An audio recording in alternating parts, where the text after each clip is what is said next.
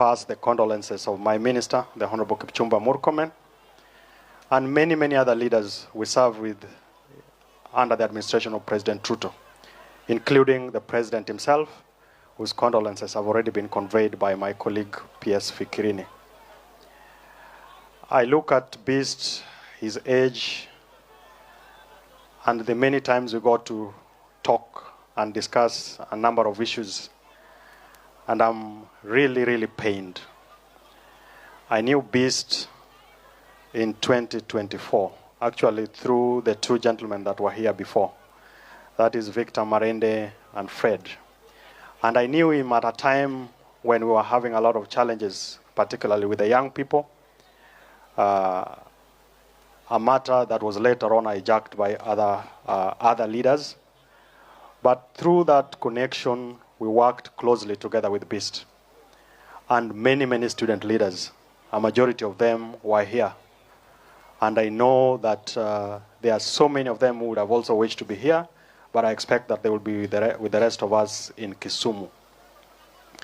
And through that connection, we were able to have very solid and progressive discussions with the student leadership of this country. I remember sharing with them my experience and our experience as students many, many years ago. And I told them that what you guys are doing now, just for record purposes, and I am still positive that the things that we were doing with Beast, we will continue to push so that we make this country a better country. And one of the key things that Beast believed in was that each of us, irrespective of where we come from, it doesn't matter which corner of the country. Beast came from Kisumu County, but he ended up in Mombasa County. And even after his schooling, he continued to do his work to even support the different transformative government programs, particularly on matters of education.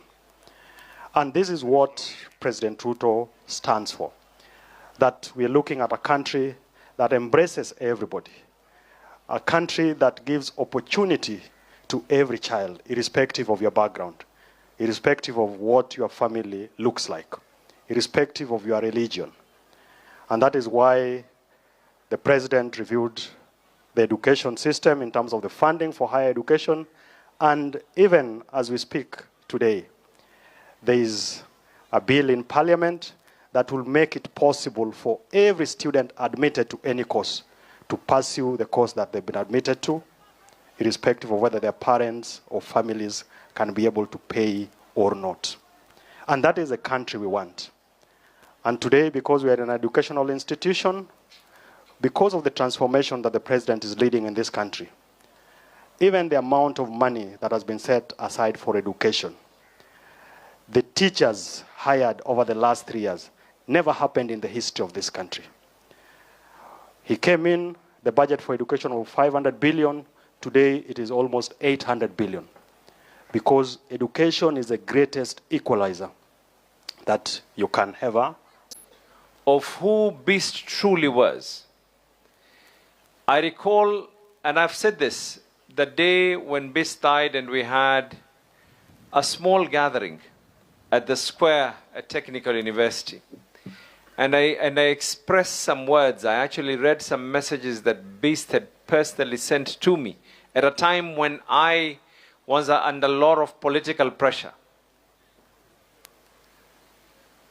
Beast was a very, very keen member of a party that I cherish, a party that I belong to, the ODM party. And he would always call me, eventually he started calling me DPL. But then there's some virtues that are there that you will realize those virtues are the virtues of what differentiate between a true leader and one who is nothing else except a populist. Because Beast did not choose comfort over reality. Beast did not choose division over unity. Beast did not choose burning bridges over crossing bridges. Beast is not the one who chose a comfort zone because it was easy for him to be able to get accolades. And maybe these are some of the lessons that we need to be able to learn. When we had the Gen Z protests, Beast at that time was a campus leader. And I remember my conversation with him, and he told me, Governor, the right thing for us to be able to do is to converse. We might not be able to agree on some things, but eventually we will all need to agree that we need to be able to talk.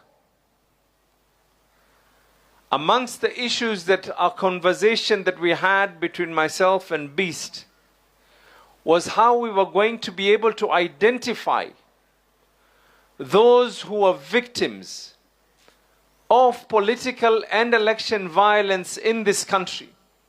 Because in the spirit of what it is that we had as a 10-point agenda between ODM and UDA, the first principle that we had was that we need to be able